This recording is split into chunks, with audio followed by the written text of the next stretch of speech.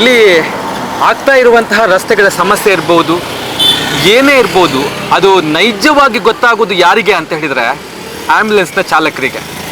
ಅವರು ನೋಡಿದಷ್ಟು ಯಾರು ಕೂಡ ನೋಡಿರ್ಲಿಕ್ಕಿಲ್ಲ ಆ ಅಪಘಾತಗಳ ಭೀಕರತೆಯನ್ನು. ನಮ್ಮ ಜೊತೆಗೆ ಆ್ಯಂಬುಲೆನ್ಸ್ ಚಾಲಕರಾಗಿರುವಂತಹ ಇದಾಯತ್ ಅವರಿದ್ದಾರೆ, ಅವ್ರನ್ನ ಮಾತನಾಡಿಸ್ತೇನೆ. ಏನು ಹೇಳ್ತಾರೆ ಅನ್ನೋದನ್ನು ತಾವು ಕೂಡ ಕೇಳ್ಕೊಳ್ಬೋದು. ಇದಾಯತ್ ಅವರೇ ನಮಸ್ತೆ. ತಾವು ಆ್ಯಂಬುಲೆನ್ಸ್ ಚಾಲಕರಾಗಿ ಕೆಲಸವನ್ನು ಮಾಡ್ತಾ ಇದ್ದೀರಿ. ಮೊನ್ನೆ ನಡೆದಂಥ ಇನ್ಸಿಡೆಂಟ್ ಇರ್ಬೋದು, ಅದಕ್ಕಿಂತ ಮುಂಚೆ ನಡೆದಂಥ ಇನ್ಸಿಡೆಂಟ್ಗಳಿರ್ಬೋದು, ಏನು ಹೇಳ್ತೀರಿ ಸರ್? ಏನು ಬದಲಾವಣೆಗಳಾಗಬೇಕು ಅಂತ ಹೇಳ್ತೀರಿ ತಾವು? ನೋಡಿ, ಈ ಸರ್ಕಲ್ ಆಯ್ತಲ್ಲ, ಈ ಸರ್ಕಲ್ ಆಗಬೇಕಾದ್ರೆ ದೊಡ್ಡದಾಗಿ ಮಾಡಿದ್ರು. ಸಣ್ಣ ಸರ್ಕಲ್ ಇತ್ತು ಮೊದಲು, ದೊಡ್ಡದಾಗಿ ಮಾಡಿದ್ರು. ಎಲ್ಲರ ಮನಸ್ಸಲ್ಲಿ ಇತ್ತಂದ್ರೆ ದೊಡ್ಡ ಸರ್ಕಲ್ ಮಾಡಿದ್ರೆ ರಸ್ತೆ ಕೂಡ ಅಷ್ಟೇ ಅಗಲೀಕರಣ ಆಗುತ್ತೆ ಅಂತ ಹೇಳಿದ್ರು. ಇವಾಗ ಸರ್ಕಲ್ ಮಾತ್ರ ದೊಡ್ಡದಾಗಿದೆ, ರಸ್ತೆಗಳು ದೊಡ್ಡದಾಗಿಲ್ಲ. ಅಲ್ಲಿ ಆ ಕಡೆಯಿಂದ ಡಬಲ್ ರೋಡ್ ಇದೆ, ಧರ್ಮಸ್ಥಳ ಆ ಕಡೆಯಿಂದ ಬರುವಂಥದ್ದು ಡಬಲ್ ರೋಡ್.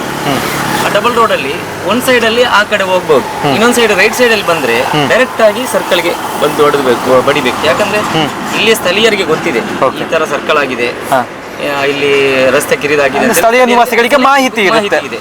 ಹೊರಗಡೆಯಿಂದ ಎಷ್ಟೋ ಜನ ಮಂಗಳೂರಿಗೆ ಬರ್ತಾರೆ, ಪುಣ್ಯಕ್ಷೇತ್ರಗಳಿಗೆ, ಬೇರೆ ಬೇರೆ ಕೆಲಸಗಳಿಗೆ, ವ್ಯವಹಾರ ರೀತಿಯಲ್ಲಿ ಬೇರೆ ಬೇರೆ ರೀತಿಯಲ್ಲಿ ಮಂಗಳೂರಿಗೆ, ಮೈಸೂರಿಂದ, ಬೆಂಗಳೂರಿಂದ, ಬೇರೆ ಬೇರೆ ಕಡೆಯಿಂದ ಬರ್ತಾರೆ. ಬೆಳಿಗ್ಗೆ ಮಧ್ಯಾಹ್ನ ಈಗೆಲ್ಲ ಗೊತ್ತಾಗುತ್ತೆ ಸಾಧಾರಣ, ಅಂದ್ರೆ ಬ್ಲಾಕ್ ಇರುತ್ತೆ, ಸಣ್ಣ ಇದು ಬ್ಲಾಕ್ ಇರುವಾಗ ಗೊತ್ತಾಗುತ್ತೆ.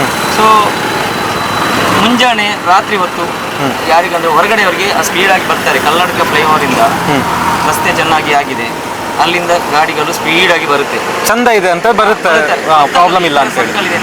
ಇಲ್ಲಿ ಸರ್ಕಲ್ ಇದೆ ಅಂತ ಹೇಳಿ ಒಂದು ಏನಾದ್ರೂ ಒಂದು ಡಿಫೆಕ್ಟ್ ಇದೆಯಾ, ಎಲ್ಲಿಯಾದ್ರೂ ಮುಂದ್ಗಡೆ ಸಿಗ್ನಲ್ ಇದೆಯಾ, ಈ ತರ ರಸ್ತೆ ಕಿರಿದಾಗಿದೆ, ಯಾವುದೂ ಇಲ್ಲ, ಒಂದು ಹಂಪ್ಸ್ ಇಲ್ಲ, ಒಂದು ಸಿಗ್ನಲ್ ಇಲ್ಲ, ಯಾವುದೂ ಇಲ್ಲ. ಇಲ್ಲಿ ದಿನನಿತ್ಯ ಅಪಘಾತಗಳು ನಡೀತಾನೆ ಇವೆ, ಸಣ್ಣ ಪುಟ್ಟ ಅಪಘಾತಗಳು. ಈ ಸರ್ಕಲ್ ಆದ ನಂತರ ಎಷ್ಟೋ ಅಪಘಾತಗಳು. ಮೊನ್ನೆ ಒಂದು ವಾರ ಮುಂಚೆ ಒಬ್ಬ ಹಾಸನದವರು ಬಂದು ಗಾಡಿ ಆಕ್ಸಿಡೆಂಟ್ ಆಗಿ ಅವರದ್ದು ಕಾಲು ಮುರಿತವಾಗಿತ್ತು. ಮೊನ್ನೆ ನೋಡಿ, ಅವರು ಬೆಂಗಳೂರಿಂದ ಬರುವವರು, ಉಡುಪಿಗೆ ಹೋಗುವ ಪುಣ್ಯಕ್ಷೇತ್ರಕ್ಕೆ ಅಂತ ಹೋಗುವವರು, ಅವರು ಚಾಲಕರು ಸ್ಪೀಡಾಗಿ ಬಂದಿದ್ದಾರೆ. ಗಾಡಿ ಸ್ಪೀಡಲ್ಲಿ ಇರ್ಬೋದು, ಅಂದ್ರೆ ಅಷ್ಟು ರೋಡ್ ಚೆನ್ನಾಗಿದೆ, ಅಲ್ಲಿಂದ ಬರಬೇಕಾದ್ರೆ ಅದೇ ಸ್ಪೀಡಲ್ಲಿ ಬಂದಿದ್ದಾರೆ. ಅವ್ರಿಗೆ ಇಲ್ಲಿ ಸರ್ಕಲ್ ಉಂಟಂತ ಅವ್ರಿಗೆ ಗೊತ್ತಾಗಿಲ್ಲ, ಸ್ಟ್ರೈಟ್ ಬಂದು ಬರ್ದಿದ್ದಾರೆ. ಅಲ್ಲಿಂದ ಬರುವಾಗ ಗೊತ್ತಾಗುತ್ತೆ, ಬರುವಾಗ ಈ ಸರ್ಕಲ್ ಇದೆ ಅಂತ ಹೇಳಿ ಗೊತ್ತಾಗಲ್ಲ. ಏನಾದ್ರೂ ಒಂದು ಸಿಗ್ನಲ್ ಇದ್ರೆ, ಹಂಪ್ಸ್ ಇದ್ರೆ ಸ್ಲೋ ಆಗುತ್ತೆ ಗಾಡಿ.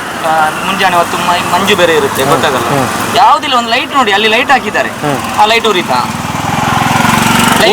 ಉಪ್ಪಿನಕಾಯಿ ಅಂತ ಅವೈಜ್ಞಾನಿಕ ಕಾಮಗಾರಿ. ನೋಡಿ, ಪಕ್ಕದ ಕೇರಳ ರಾಜ್ಯದಲ್ಲಿ ನಮ್ಮ ತಲಪಾಡಿಯಿಂದ ಕಾಸರಗೋಡು ತನಕ ರಸ್ತೆ ಆಗಿದೆ. ಆ ರಸ್ತೆ ಇದೇ ಕಂಪನಿಯವರು, KNR ಕಂಪನಿಯವರೇ ಮಾಡಿದ್ದಾರೆ. KNR ಕಂಪನಿ ಗುತ್ತಿಗೆ ವಹಿಸಿಕೊಂಡು ಅವರೇ ಮಾಡ್ಕೊಂಡಿದ್ದಾರೆ ಕೆಲಸ. ಅಲ್ಲಿ ಒಮ್ಮೆ ಹೋಗಿ ನೋಡ್ಬೇಕು.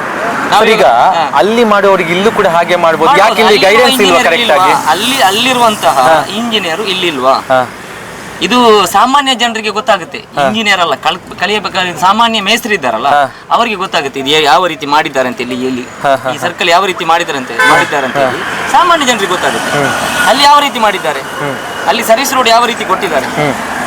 ಇಲ್ಲಿ ಯಾಕೆ ಆಗುದಿಲ್ಲ? ನಮ್ಮ ದಕ್ಷಿಣ ಕನ್ನಡ ಜಿಲ್ಲೆಯಲ್ಲಿ ಬುದ್ಧಿವಂತರ ಜಿಲ್ಲೆ ಇದು, ವಿದ್ಯಾವಂತರ ಜಿಲ್ಲೆ, ಬುದ್ಧಿವಂತರ ಜಿಲ್ಲೆ ನಮ್ದು. ಇಲ್ಲಿ ಯಾಕೆ ಆಗ್ತಾ ಇಲ್ಲ? ಇಲ್ಲಿ ಬೇರೆ ಬೇರೆ ವಿಷಯದಲ್ಲಿ ರಸ್ತೆಗಳಿದ್ದಾರೆ. ಒಂದು ಸಣ್ಣ ನಾಯಿಗೆ ಕಲ್ಲು ಹೊಡೆದ್ರು ಕೂಡ ಇದು ಮೀಡಿಯಾದವರು, ಯಾವುದು ಸ್ಯಾಟಲೈಟ್ ಮೀಡಿಯಾದವರು ಬೆಳಗ್ಗೆಯಿಂದ ಸಂಜೆ ತನಕ ಅದನ್ನೇ ಇದು ಪ್ರಸಾರ ಮಾಡ್ತಾ ಇರ್ತಾರೆ, ದೊಡ್ಡ ಸುದ್ದಿ ಮಾಡ್ತಾರೆ. ಯಾಕೆ? ಮೊನ್ನೆ 3 ಜೀವ ಹೋಯ್ತು, ಇಲ್ಲಿ 3 ಜೀವ ಹೋಯ್ತು. ಅದೆಷ್ಟೋ ಅಪಘಾತಗಳು ನಡೆಯುತ್ತೆ ದಿನನಿತ್ಯ. ಅದು ಚಾಲಕನ ನಿಯಂತ್ರಣ ತಪ್ಪಿ, ಚಾಲಕನ ಅತಿ ವೇಗದಿಂದ ಅದೆಷ್ಟು ಜೀವಗಳು ಹೋಗುತ್ತೆ, ಅಪಘಾತಗಳು ನಡೀತದೆ. ಅದೇ ದಿವಸ ಮಂಗಳೂರು ಪಣಂಬೂರಲ್ಲಿ ಆಗಿದೆ, ಒಂದು ಆಟೋ ರಿಕ್ಷಾ ಡಿಕ್ಕಿ ಹೊಡೆದು, ಅದು ಆ ಚಾಲಕನ ಅತಿ ವೇಗ ಮತ್ತು ಅಜಾಗ್ರತೆ ಚಾಲನೆ. ಅಂತಹ ಎಷ್ಟೋ ಘಟನೆಗಳು ನಡೀತದೆ. ಇದು ಯಾವ ರೀತಿ ಆಗಿದೆ ಅಂತ ಹೇಳಿದರೆ ಅವೈಜ್ಞಾನಿಕ ಕಾಮಗಾರಿ, ಗೊತ್ತಾಯ್ತಾ? ಅದರಿಂದ ಈ ಅಪಘಾತ ನಡೆದಿದೆ. ಅದು ಬೇರೆ ಬೇರೆ ವಿಷಯದಲ್ಲಿ ರಸ್ತೆಗಳಿದ್ದಾರೆ ಜನರು ನಮ್ಮ ದಕ್ಷಿಣ ಕನ್ನಡ ಜಿಲ್ಲೆಯಲ್ಲಿ. ಯಾವುದು ನಮ್ಮ ಮೂಲಭೂತ ಸೌಕರ್ಯ, ನಮಗೆ ಬೇಕಾದಂತ ಮೂಲಭೂತ ಸೌಕರ್ಯದ ಬಗ್ಗೆ ಇಲ್ಲಿ ಯಾರು ರಸ್ತೆಗಿಳಿಯಲ್ಲ. ನೋಡಿ, ಮೊನ್ನೆ ಘಟನೆ ನಡೆದಿದೆ, ಯಾರಾದ್ರೂ ರಾಜಕೀಯ ವ್ಯಕ್ತಿಗಳು ಬಗ್ಗೆ ಮಾತಾಡಿದ್ದಾರ? ಇವಾಗ ನಮಗೆ ನೋಡುವ ಹಾಗೆ ಮೊನ್ನೆ ಒಬ್ಬರು ಯೂಟ್ಯೂಬ್ ಚಾನಲ್ ಅವರು ಬಂದು ಇಲ್ಲಿ ಮಾತಾಡಿದ್ದಾರೆ. ಅದು ಬಿಟ್ರೆ ಬೇರೆ ನ್ಯೂಸ್ನವರು ಹೆಡ್ಲೈನ್ಸ್ ಕೊಟ್ಟಿದ್ರು, ಆಗಿದೆ ಅಪಘಾತ ಆಗಿದೆ, ಈ ತರ ಆಗಿದೆ ಅಷ್ಟೇ. ಅದು ಬಿಟ್ರೆ ಯಾರಾದ್ರೂ ಬಂದಿದ್ದಾರೆ ಇಲ್ಲಿಗೆ? ಇಲ್ಲಿ ಒಂದು ಸರ್ಕಲ್ ಅಲ್ಲಿ ಒಂದು ನಾಯಿ ಸತ್ತಿದ್ರೆ ಬರ್ತಿದ್ರು ಎಲ್ಲರೂ. ಆ ಜನರ ಜೀವಕ್ಕೆ ಬೆಲೆ ಇಲ್ಲ. ಅವರು ಎಷ್ಟೋ ದೂರದಿಂದ ಬಂದವರು, ಅದರಲ್ಲಿ ನೋಡಿ, ಅದರಲ್ಲಿ ಡೆತ್ ಆಗಿದ್ದು ಒಬ್ರು ಪೊಲೀಸ್ ಅಧಿಕಾರಿ ಹೆಂಡತಿ ಒಬ್ರು. ಆ ಡೆತ್ 3 ಜನ ಡೆತ್ ಆಗಿದ್ರಲ್ಲಿ ಬೆಂಗಳೂರು ಮೂಲದ ಒಬ್ಬರು ಪೊಲೀಸ್ ಅಧಿಕಾರಿಯ ಹೆಂಡತಿ, ಸಣ್ಣ 2 ಮಕ್ಕಳಿದ್ದಾರೆ. ಗೊತ್ತಾಯ್ತಾ? ಇದೇ ರೀತಿ ಮುಂದುವರಿದ್ರೆ ಇಲ್ಲಿ ಇನ್ನೆಷ್ಟು ಅಪಘಾತಗಳು ನಡೀಲಿಕ್ಕಿದೆ, ಇನ್ನೆಷ್ಟೋ ಜೀವಗಳು ಬಲಿಯಾಗ್ತದೆ. ನೋಡಿ, ಘಟನೆ ನಡೆದು 2 ದಿವಸ ದಾಟಿದ್ದು ಇವತ್ತಿಗೆ. ಇಷ್ಟವರೆಗೆ ಅಧಿಕಾರಿಗಳು ಎಚ್ಚೆತ್ತುಕೊಂಡಿಲ್ಲ. ಇದಕ್ಕೆ ಇಷ್ಟವರೆಗೆ ಎಲ್ಲರೂ ನೋಡಿ, ಇವಾಗ ನ್ಯೂಸ್ ಅಲ್ಲಿ ಬಂದಿದೆ, ಎಲ್ಲರೂ ಜನರಿಗೆ ಗೊತ್ತಿದೆ. ಯಾರು ಈಗ ನೋಡಿ ಏನಾದ್ರು ಮಾಡಿದ್ದಾರೆ ಮನೆಯಿಂದ? ಯಾವತ್ತೂ ಇದ್ರು ಅಧಿಕಾರಿಗಳು ಜೀವ ಹೋಗುವುದಕ್ಕಿಂತ ಮುಂಚಿತವಾಗಿ ಅದಕ್ಕೆ ವ್ಯವಸ್ಥೆಯನ್ನು ಮಾಡಬೇಕು. ಜೀವ ಹೋದ ನಂತರ ಅಲ್ಲ, ಇವಾಗ 3 ಜೀವ ಹೋಗಿ ಆಗಿದೆ, ಇನ್ನಷ್ಟು ಜೀವ ಬಲಿಯಾಗದಾಗೆ ನೋಡುವಂತ ಕೆಲಸವನ್ನು ಮಾಡಬೇಕು. ಸರ್, ಈಗ ಮೀಟಿಂಗ್ಗಳಾಗ್ತವೆ, ಡಿಸ್ಕಸ್ ಮಾಡ್ತೇವೆ ಅನ್ನುವಂತ ಅಭಿಪ್ರಾಯಗಳು ಬಂತು. ಯಾಕೆ ಬದಲಾವಣೆಗಳು ಆಗ್ತಾ ಇಲ್ಲ? ಮೀಟಿಂಗ್ಗಳಿಗೆ ಸೀಮಿತ ಆಗ್ತಿದೆಯಾ ಅಭಿವೃದ್ಧಿ ಅನ್ನುವಂಥದ್ದು? ನೋಡಿ, ಬೈಕ್ ಕಂಪಾಕ್ಟರು ಒಂದು ಮಹಿಳೆ ಬೈಕ್ ಸ್ಕಿಡ್ ಆಗಿ ಅದು ಹೊಂಡ ಇತ್ತು, ಆ ಹೊಂಡಕ್ಕೆ ಬಿದ್ದು ಹಿಂದ್ಗಡೆಯಿಂದ ಲಾರಿ ಹೊಡೆದು ಡೆತ್ ಆದ್ರು. ಅದು ಕೂಡ ಯಾರದು? NH ನಿರ್ಲಕ್ಷ್ಯ. ಗೊತ್ತಾಯ್ತಾ? ಆದ ನಂತರ ಅದನ್ನು ಆವತ್ತೇ ಸಂಜೆ ಒಳಗೆ ಅದನ್ನು ಹೊಂಡ ಮುಚ್ಚಿದ್ರು. ಅದಕ್ಕಿಂತ ಮುಂಚಿತವಾಗಿ ಆ ಹೊಂಡ ಮುಚ್ಚಿದ್ರೆ ಆ ಮಹಿಳೆಯ ಜೀವ ಉಳಿತೈತಲ್ಲ. ಇವಾಗ ಇಲ್ಲಿ ಕೂಡ ಅಷ್ಟೇ ಹೇಳುದು, ಮೊನ್ನೆ ಘಟನೆ ನಡೆದು ಹೋಗಿದೆ, ಅವರ ನಿರ್ಲಕ್ಷ್ಯದಿಂದಲೇ, ಯಾರು ನ್ಯಾಷನಲ್ ಹೈವೇ ಅಥಾರಿಟಿ ಅವರದ್ದು ನಿರ್ಲಕ್ಷ್ಯದಿಂದಲೇ ನಡೆದು ಹೋಗಿದೆ. ಸೊ ಇನ್ನು ಮುಂದಕ್ಕೆ ಜೀವ ಹೋಗದ ಹಾಗೆ, ಇನ್ನು ಮುಂದಕ್ಕೆ ಇಲ್ಲಿ ಅಪಘಾತ ಆಗದ ಹಾಗೆ ಇಲ್ಲಿ ಅವರು ಅದರ ಬಗ್ಗೆ ಕಾರ್ಯವನ್ನು ವಹಿಸಬೇಕು. ಯಾವ ರೀತಿ ಅದನ್ನು ತಡೆಗಟ್ಟಬಹುದು, ಇಲ್ಲಿ ಅಪಘಾತ ಆಗುವುದನ್ನು ಯಾವ ರೀತಿ ತಡೆಗಟ್ಟಬಹುದು, ಅದನ್ನು ಅವರು ಮಾಡಬೇಕು. ಈಗ ಮೊನ್ನೆಯ ಸಂದರ್ಭ, ಅಪಘಾತ ಅನ್ನೋ ಸಂದರ್ಭ ತಾವೇ ಇದು ಮಾಡಿ ಸಾಗಿಸಿದ್ರು ಅವರನ್ನ ಹೇಗೆ? ಮೊನ್ನೆ ಅಪಘಾತ ಆದ ಸಂದರ್ಭದಲ್ಲಿ ನನಗೆ ಸ್ಥಳೀಯರು ಕಾಲ್ ಮಾಡ್ತಾರೆ. ನಾನು ಬರುವಾಗ ಆಟೋ ರಿಕ್ಷಾದಲ್ಲಿ ಕರ್ಕೊಂಡು ಹೋಗಿದ್ದಾರೆ. ಇಲ್ಲಿ ಬಾಡಿ ಇತ್ತು, ಸ್ಪಾಟ್ ಅಲ್ಲಿ ಬಾಡಿ ಇತ್ತು. ತದನಂತರ ಆ ಬಾಡಿ ಶಿಫ್ಟ್ ಮಾಡಿ ತದನಂತರ ತುಂಬೆ ಹಾಸ್ಪಿಟಲ್ ಅಲ್ಲಿಂದ ವೆರಿ ಸೀರಿಯಸ್ ಇತ್ತು ಪೇಷಂಟ್. ಅಲ್ಲಿಂದ ಮಂಗಳೂರು ಖಾಸಗಿ ಆಸ್ಪತ್ರೆಗೆ, ಮಂಗಳೂರು ಫಾದರ್ ಮುಲ್ಲರ್ ಹಾಸ್ಪಿಟ್ಲಿಗೆ ನನ್ನ ವೆಹಿಕಲ್ಸ್ ಮತ್ತು ತುಂಬೆ ಹಾಸ್ಪಿಟಲ್ ವೆಹಿಕಲ್ಸ್ ಇಂದ ಅಲ್ಲಿಂದ ಸಾಗಿಸಿದ್ದು ಮಂಗಳೂರಿಗೆ. ಅಲ್ಲಿ ಸಾಗಿಸುವ ಒಂದು ಜೀವ ಅಲ್ಲಿ ಹೋಗುವಷ್ಟರಲ್ಲಿ ಡೆತ್ ಆಗಿದೆ, ಹಾಸ್ಪಿಟಲ್ ಹೋಗುವಷ್ಟರಲ್ಲಿ ಡೆತ್ ಆಗಿದೆ. ಭೀಕರತೆ ಅಷ್ಟರ ಮಟ್ಟಿಗೆ ಇದೆ. ಎಲ್ರಿಗೂ ಏಟಾಗಿ 9 ಜನರು ಇದ್ರು, ಡ್ರೈವರ್ ಅಲ್ಲಿ ಚಾಲಕ ಸೇರಿಬಿಟ್ಟು 9 ಜನರು ಇದ್ರು. 9 ಜನರಿಗೂ 3 ಜನ ಡೆತ್ ಆದ್ರೆ ಮಿಕ್ಕಿದ 6 ಜನರಿಗೂ ಏಟಾಗಿದೆ, ಕಾಳು ಮುರಿತ ಆಗಿದೆ ಇಬ್ಬರದ್ದು. ಈಗ ಈ ವರದಿಯನ್ನು ನೋಡ್ತಾ ಇರುವಂತಹ ಇವರಿಗೆ, ರಾಜಕೀಯ ವ್ಯಕ್ತಿಗಳಿಗಿರ್ಬೋದು, ಸರ್ಕಾರಕ್ಕಿರ್ಬೋದು, ಏನ್ ಮನವಿ ಮಾಡ್ತೀರಿ ಸರ್? ಯಾಕಂದ್ರೆ 1000 ಜೀವಗಳನ್ನ ಕಾಪಾಡುವಂತವರು ತಾವು ಜೀವದಾನಿಗಳು ಅಂತಾನೆ ಹೇಳ್ಬೋದು. ಏನ್ ಹೇಳ್ತೀರಿ ಸರ್? ನೋಡಿ, ಮೊನ್ನೆ ಘಟನೆ ಆಗಿದೆ. ಇವಾಗ ಸ್ಥಳೀಯ ರಾಜಕೀಯ ವ್ಯಕ್ತಿಗಳು ಇಲ್ಲಿಂದ ಹೋಗುವವರು, ಪಕ್ಷ ಸಾಯಿಲಿ ಸರ್, ಪಕ್ಷಗಳು ಬೇಕಾಗಿಲ್ಲ ಸರ್, ಯಾವುದೇ ಪಕ್ಷ ಇರಲಿ ಇಲ್ಲಿಂದಲೇ ಹೋಗುವವರು. ಅದ್ರ ಬಗ್ಗೆ ಏನಾದ್ರೂ ಒಂದು ಮಾತಾಡಿದಾರಾ? ಅವ್ರಿಗೆ ಗೊತ್ತಾಗುತ್ತೆ. ಇವಾಗ ನಾವು ಸಾರ್ವಜನಿಕರು ಹೇಳುವಂತ ಅವಶ್ಯಕತೆ ಇಲ್ಲ, ಎಲ್ಲರೂ ಹೋಗುವಂತವರಿಗೆ ಇಲ್ಲಿಯ ಪರಿಸ್ಥಿತಿ ಗೊತ್ತಾಗುತ್ತೆ. ಅಲ್ಲ, ಇನ್ನೆಷ್ಟು ಆಗ್ಬೇಕು, ಎಚ್ಚೆತ್ತುಕೊಳ್ಬೇಕು ಅಂತೇಳಿ ನನ್ನ ಅಭಿಪ್ರಾಯ ಅನ್ನುವಂಥದ್ದು ಇದೆ. ಇನ್ನು ಇವಾಗ ರಾಜಕೀಯ ವ್ಯಕ್ತಿಗಳಾಗಿರ್ಲಿ, ಅಧಿಕಾರಿಗಳಾಗಿರ್ಲಿ, ಕೂಡಲೇ ಶಾಶ್ವತವಾದಂತಹ ಒಂದು ಪರಿಹಾರವನ್ನು ಕಂಡುಹಿಡಿಬೇಕು ಇದಕ್ಕೆ. ಯಾಕಂದ್ರೆ ಇಲ್ಲಿ ಅಪಘಾತಗಳು ನಡೆಯಲಿಕ್ಕೆ ಬಾರದು, ಇನ್ನು ಮುಂದಕ್ಕೆ ಇಲ್ಲಿ ಜೀವಗಳು ಬಲಿಯಾಗಲಿಕ್ಕೆ ಬಾರದು. ಖಂಡಿತ ಸರ್, ಖಂಡಿತವಾಗಿ ನಿಮ್ಮ ಅಭಿಪ್ರಾಯವನ್ನು ತಿಳಿಸುವಂಥ ಕೆಲಸವನ್ನು ಮಾಡ್ತೀವಿ. ಯಾಕಂದ್ರೆ ಒಳ್ಳೆಯ ಒಂದು ರಿಯಾಕ್ಟ್ ಅನ್ನ ಕೊಟ್ರಿ. ಥ್ಯಾಂಕ್ ಯು ಸರ್, ಸುತ್ತ ನ್ಯೂಸ್ ಕಡೆಯನ್ನು. ಕಲ್ಲಡ್ಕದಲ್ಲಿ ಇಲ್ಲಿಂದ ಕಲ್ಲಡ್ಕ ಫ್ಲೈಓವರ್ ಸ್ಟಾರ್ಟ್ ಆಗುತ್ತೆ, ಅಲ್ಲಿಂದ ಲೆಫ್ಟ್ ಸೈಡಲ್ಲಿ ಸರ್ವಿಸ್ ರೋಡ್ ಕ್ಲೋಸ್ ಆಗಿದೆ, ರೈಟ್ ಸೈಡಲ್ಲಿ ಕಲ್ಲಡ್ಕೆ ಹೋಗೋದು ಸರ್ವಿಸ್ ರೋಡ್ ಕೊಟ್ಟಿದ್ದಾರೆ.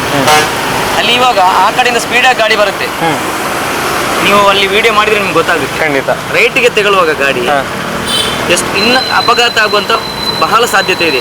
ಅಲ್ಲಿ ಒಂದು ಬೋರ್ಡ್ ಹಾಕಿದ್ದಾರೆ, ಡೈವರ್ಷನ್ ಅಂತೇಳಿ, ಒಂದು 50 ಮೀಟರ್ ಅಂತರದಲ್ಲಿ ಒಂದು ಬೋರ್ಡ್ ಹಾಕಿದ್ದಾರೆ. ಅದು ಬಿಟ್ಟರೆ ಯಾವುದೇ ರೀತಿಯ ಮುಂಜಾಗ್ರತಾ ಕ್ರಮ ಎಲ್ಲಿ ವಹಿಸಿಲ್ಲ ಇಷ್ಟವರೆಗೆ ಸರ್. ಅದನ್ನು ನೀವು ನೋಡಬೇಕು ಇನ್ನು, ಯಾಕಂದ್ರೆ ಇನ್ನು ಅಲ್ಲಿ ಅಪಘಾತ ಆಗಿ ಮತ್ತೆ ನೀವು ಅಲ್ಲಿ ಹೋಗುವಂತ ಪರಿಸ್ಥಿತಿ ಆಗುದು ಬೇಡ. ಅದಕ್ಕಿಂತ ಮುಂಚಿತವಾಗಿ ಅಲ್ಲಿ ಮುಂಜಾಗ್ರತಾ ಕ್ರಮವನ್ನು ಅಧಿಕಾರಿಗಳು ವಹಿಸ್ಬೇಕು.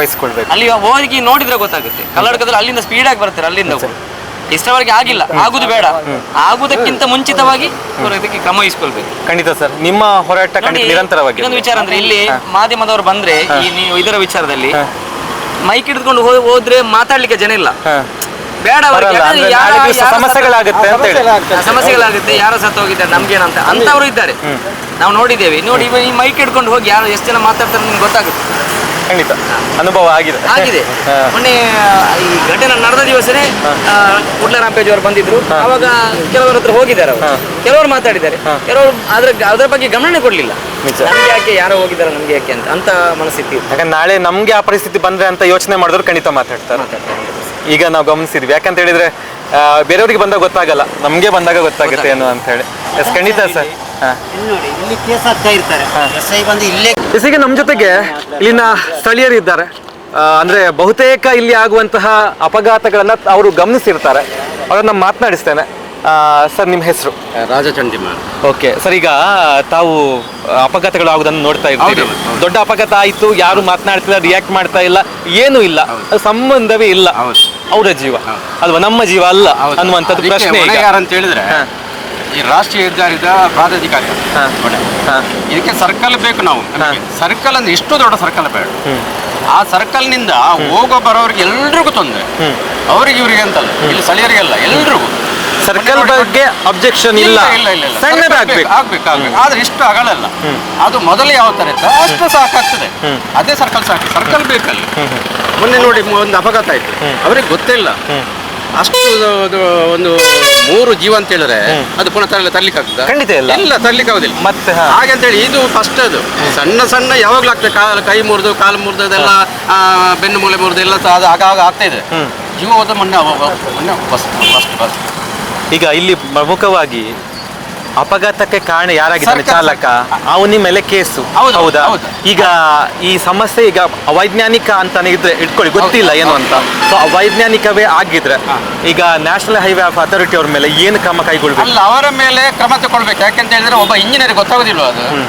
ಒಂದು ಇಷ್ಟು ದೊಡ್ಡ ಹೈವೇಲಿ ಇಷ್ಟು ದೊಡ್ಡ ಸರ್ಕಲ್ ಬೇಕಂತ ಗೊತ್ತಾಗೋದಿಲ್ಲ. ದೊಡ್ಡ ಸಿಟಿ ಆದ್ರೆ ಪರವಾಗಿಲ್ಲ, ಸಿಟಿಯಲ್ಲಿ ಸ್ಲೋ. ಇದು ಹೈವೇ ಏನು ಕಮ್ಮಿ ಅಂತ ಹೇಳಿದ್ರೆ ಒಂದು 60ರ ಮೇಲೆ ಬರ್ತದೆ. ಅದು ಹೊಸೊಬ್ಬರಿಗೆ ಗೊತ್ತಾಗುದಿಲ್ಲ ಇಲ್ಲಿ ಸರ್ಕಲ್ ಉಂಟಂತ ಹೇಳಿ. ಅಷ್ಟು ದೊಡ್ಡ ಸರ್ಕಲ್ ಅದು ಅಗತ್ಯ ಇಲ್ಲ. ಸರ್ಕಲ್ ಬೇಕಾ, ಅದು ಇಷ್ಟು ದೊಡ್ಡದಲ್ಲ. ಅದು ನೋಡಿ, ಈ ಸೈಡು ತುಂಬಾ ಕಿರಿಕಾಗ್ತದೆ, ಆ ಸೈಡು ತುಂಬಾ ಕಿರಿಕಾಗ್ತದೆ. 2 ಸೈಡ್ ಆಗಾಗ ನಮ್ಮ ದ್ವಿಚಕ್ರ ವಾಹನಗಳು ಆಗಾಗ ತಾಗ್ತಾ ಇರ್ತದೆ, ಕೈ ಕಾಲು ಮುಟ್ಟ ಆವಾಗ ಸಮಸ್ಯೆ ಆಗ್ತದೆ. ಅದಕ್ಕೆ ಮೊದಲ ಏನಾದ್ರು ಕ್ರಮ ತಗೊಳ್ಬೇಕಂದ್ರೆ ಅವರ ಮೇಲೆ ಕ್ರಮ ತಗೊಳ್ಬೇಕು. ಯಾರ ಈ ರಸ್ತೆ ಕಾಮಗಾರಿ ಮಾಡ್ತಾರೆ ಅವರ ಮೇಲೆಲ್ಲ, ಅದು ಮಾಡಿಸಿದನಲ್ಲ ಅವನ ಮೇಲೆ ಕ್ರಮ ತಗೊಳ್ಬೇಕು. ಸರ್, ಈಗ ವ್ಯವಸ್ಥೆಗಳು ಇದೆ, ಆ ವ್ಯವಸ್ಥೆಗಳು ಉಪಯೋಗಕ್ಕೆ ಬರ್ಲಿಲ್ಲ ಅಂತ ಹೇಳಿದ್ರ ಅದು ಅಗತ್ಯ ಇಲ್ಲ. ಅಗತ್ಯ ಏನಿದೆ? ಅದು ವ್ಯವಸ್ಥೆಗೆ ಬಂದಿಲ್ಲ. ಈಗ ಯಾವುದಾದ್ರೂ ಒಂದು ಯೋಜನೆಯನ್ನ ಮಾಡುವಾಗ ಅದಕ್ಕೆ ಪೂರಕವಾದ ಒಂದು ರೂಪುರೇಷೆಗಳನ್ನ ಮಾಡ್ಕೊಳ್ಬೇಕಾಗುತ್ತೆ. ಹಾಗಾದ್ರೆ ಈ ಇಲ್ಲಿ ಆಗಿರುವಂತಹ ಕಾಮಗಾರಿ ಅನ್ನೋದು ರೂಪುರೇಷೆ ಇಲ್ಲದೆ ಇಲ್ಲ. ಅದು ಯಾವುದೋ ಒಂಥರ ಅವೈಜ್ಞಾನಿಕ ಅಂತ ಹೇಳ್ತೀವಲ್ಲ, ಆ ತರ ಆಗಿದ್ದು. ಸರಿ, ಅದು ಪ್ರಯೋಜನ ಇಲ್ಲ ಕಾಮಗಾರಿ ಆಗಿದ್ದು. ಈಗ ಈ ಹೋರಾಟಕ್ಕೆ ಒಂದು ವೇಗವನ್ನ ಕೊಡ್ಬೇಕು. ಯಾವ ರೀತಿಯ ವೇಗವನ್ನ ಕೊಡುವಂತ ಪ್ರಯತ್ನ ತಾವೆಲ್ಲರೂ ಮಾಡ್ತೀರಿ? ನೋಡಿ, ಸ್ಥಳೀಯರು ಎಲ್ಲ ಸೇರಿದ್ರೆ ಎಲ್ಲ ಆಗ್ತದೆ. ಹನಿ ಕುಡಿದ್ರೆ ಹಳ್ಳ ಅಲ್ಲ, ಒಮ್ಮೆಲೆ ಒಬ್ಬರಿಂದ ಆಗುವಂತಲ್ಲ, ಆಗೋದು ಅಂತ ಕೆಲಸ ಅಲ್ಲ. ಸ್ಥಳೀಯರು ಸೇರುದಿಲ್ಲ. ಯಾಕೆಂತ ಹೇಳಿದ್ರೆ ನನಗೆ ಏನಾಗ್ಲಿಲ್ಲ, ನಾನು ನೆಮ್ಮದಿಯಲ್ಲಿದ್ದೇನೆ. ನನ್ನ ಮನೆಯಲ್ಲಿ ನಾನಿದ್ದೇನೆ. ಜೀವ ಅಲ್ಲ, ನಮ್ಮ ಇನ್ನೊಬ್ಬರ ಜೀವ ಅಲ್ಲ, ಹೋದ್ರೆ ಹೋಗ್ತದೆ. ನಾಳೆ ದಿವಸ ನಾವು ಅದೇ ಅಂತ ಮನೋಭಾವ ಜನಗಳಲ್ಲಿ, ಅಂತ ಮನೋಭಾವ. ಅದರಿಂದ ಇಲ್ಲಿ ನ್ಯಾಯ ದೊರಕಿಸುವುದು ತುಂಬಾನೇ ಕಷ್ಟ. ನ್ಯಾಯ ಸಿಗೋದು ತುಂಬಾನೇ ಕಷ್ಟ. ತಾವುಗಳು ಹೋರಾಟವನ್ನ ಮಾಡ್ತೀರಿ, ಮಾಧ್ಯಮದ ಮುಖಾಂತರ ದೊರಕಬೇಕು ಹೊರತು ಇಲ್ಲಿ ಸ್ಥಳೀಯರಿಂದ ಬರೋದಿಲ್ಲ. ಯಾಕೆ? ಖಂಡಿತ ಸರ್, ಮಾಧ್ಯಮ ಮುಖಾಂತರ ಬರಬೇಕು. ನ್ಯಾಯ ಸಿಗ್ಬೇಕಂತ ನೋಡಿ, ನಮ್ಮ ದೇಶದಲ್ಲಿ 4 ಅಂಗದಲ್ಲಿ ದೊಡ್ಡ ಒಂದು ಜವಾಬ್ದಾರಿ ಅಂಗ ಅಂತ ಹೇಳಿದ್ರೆ ಕಾರ್ಯ ಇದು ಮಾಧ್ಯಮ ಅಂಗ ಅಂತ ಹೇಳಿದ್ರೆ ಇಡೀ ದೇಶಕ್ಕೆ ನ್ಯಾಯ ಕೊಡುವಂತ ಅಂಗ. ಅದರಿಂದ ಇದು ನಿಮ್ಮಿಂದಾದ್ರೂ ಆಗ್ಬೋದು ಅಂತೇಳಿ ನಾವೆಲ್ಲ ಸ್ಥಳೀಯರ ಒಂದು ಅಭಿಪ್ರಾಯ. ಖಂಡಿತ ಸರ್, ನಾವು ಜೊತೆ ಆಗ್ತೀವಿ. ಅದ್ರ ಜೊತೆಗೆ ನಾನು ಅವಾಗಲೇ ಹೇಳಿದೆ, ಒಟ್ಟು ಅನ್ನುವಂಥದ್ದು ಸಂಘ ಎಲ್ಲರೂ ಒಟ್ಟಾಗ್ಬೇಕು. ಒಬ್ರು ಮಾತಾಡಿದ್ರೆ ಏನೋ ದ್ವೇಷ ಇತ್ತು ಮಾತಾಡ್ತಾರೆ ಅಂತ ಅನ್ಕೊಳ್ತಾರೆ. ನಾನು ಇದರ ಬಗ್ಗೆ ಅಧಿಕಾರಿ ಲೆವೆಲ್ದಲ್ಲಿ ಮಾತಾಡಿದ್ದೇನೆ, ಇಷ್ಟು ದೊಡ್ಡ ಸರ್ಕಲ್ ಬೇಕಂತ ಹೇಳಿ. ಈಗಲ್ಲ, ಇದು ಕಾಮಗಾರಿ ಮಾಡುವಾಗಲೇ ಹೇಳಿದ್ದೇನೆ, ಇಷ್ಟು ದೊಡ್ಡ ಸರ್ಕಲ್ ಬೇಕಾ, ಇದರಿಂದ ತುಂಬಾ ತೊಂದರೆ ಆಗುತ್ತೆ ಹೇಳಿ 2 ವರ್ಷ ಮೊದಲೇ ನಾನು ಅಧಿಕಾರಿ ಹತ್ರ ಮಾತಾಡಿದ್ದೇನೆ. ಹೌದು ನೋಡು ಅಂತ ಹೇಳಿದೆ. ಅಧಿಕಾರಿಗಳು ದಡ್ರಿ, ಇಲ್ಲಿದ ಅಧಿಕಾರಿಗಳು ಅವಂತ ಅಲ್ಲ, ಎಲ್ರು ದಡ್ರಿ. ಯಾಕೆಂತ ಹೇಳಿದ್ರೆ ಅವು ಪ್ರಜ್ಞಾವಂತ ವ್ಯಕ್ತಿ ಆದ್ರೆ ಅವನಿಗೆ ಕಣ್ಣು ಕಾಣುದಿಲ್ಲ. ಅವನಿಗೆ ಕಣ್ಣು ಕಾಣುದಿಲ್ಲ. ಪಾರ್ಕ್ ಅಲ್ಲಿ ರೂಟ್ ಮಾಡಿದಾಗೆ ಪಾರ್ಕ್ ಅದು ಪಾರ್ಕ್ ಅಲ್ಲ, ಯಾವ್ದು ಹೆಲಿಪ್ಯಾಡ್ ಲ್ಯಾಂಡ್ ಆಗ್ತದ, ಸ್ವಲ್ಪ ಹಾಗೆ ಕಾಣ್ತದೆ. ಅದಕ್ಕೆ ಮಾಡಿದಾಗ ಆಗ್ತದೆ. ಇದು ಸರ್ಕಲ್ನಾಗೆಲ್ಲ ಸರ್ಕಲ್ ಮಾಡ್ಬೇಕು, ದೊಡ್ಡ ಸಿಟಿಯಲ್ಲಿ ಅದು ಮಾಡ್ಬೇಕು. ದೊಡ್ಡ ಸಿಟಿಯಲ್ಲೇ ಮಾಡಿಲ್ಲ. ಅದರಿಂದ ನಮಗೆ ಮಾಧ್ಯಮ ಮುಖಾಂತರ ನಮ್ಮ ದೊಡ್ಡ ಅಭಿಪ್ರಾಯ. ಖಂಡಿತ ಸರ್, ನೀವು ಹೋರಾಟವನ್ನ ಮಾಡಿ, ನಿಮ್ಮ ಹೋರಾಟಕ್ಕೆ ಖಂಡಿತ ಒಂದು ಜೊತೆ ಆಗ್ತೀವಿ.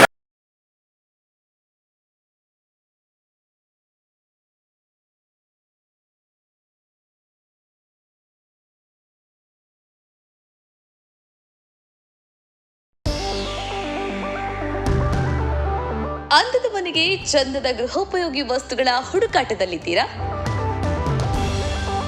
ನಿಮ್ಮ ಕೈಯಲ್ಲಿರೋ ಬಜೆಟ್ಗೆ ಒಳ್ಳೆ ಕ್ವಾಲಿಟಿ ವಸ್ತುಗಳು ಎಲ್ಲಿ ಸಿಗುತ್ತೆ ಅಂತ ಯೋಚನೆ ಮಾಡ್ತಾ ಇದ್ದೀರಾ? ಎಸ್, ನಿಮ್ಮೆಲ್ಲ ಕನಸುಗಳು ನನಸಾಗೋದು ಸೌತಡ್ಕ ಫರ್ನಿಚರ್ಸ್ ನಲ್ಲಿ ಮಾತ್ರ.